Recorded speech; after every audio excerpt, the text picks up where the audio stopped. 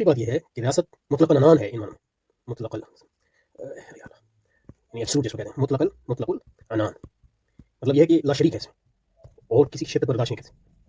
اس لیے جمال مدنی نے کہا کہ موجودہ تصور ریاست جو ہے اس دین کا ہم نہیں ہے، تو بالکل درست فرمایا. علماء نے جو ہے خواہاں کو اس بارے میں کیونکہ سمجھتے نہیں ہیں، مطلب یہ سمجھتے نہیں تھے. تو ریاست جو ہے پہلی بات یہ کہ وہ مفاد عامہ کی محافظ ہے. مفاد عامہ کا مطلب ہے دنیا مفاد. دو، وہ لا شریک ہے. کس میں لا شریک ہے؟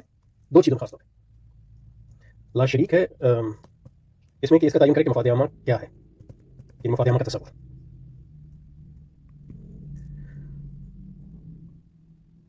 اور دوسرا کیا کہنا چاہ رہا تھا، تو اور کسی ادارے کو اس کا حق نہیں.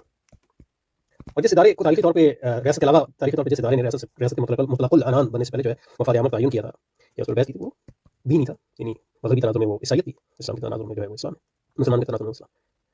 تو جب مفاد عامہ کے تعین کا حق جو ہے صرف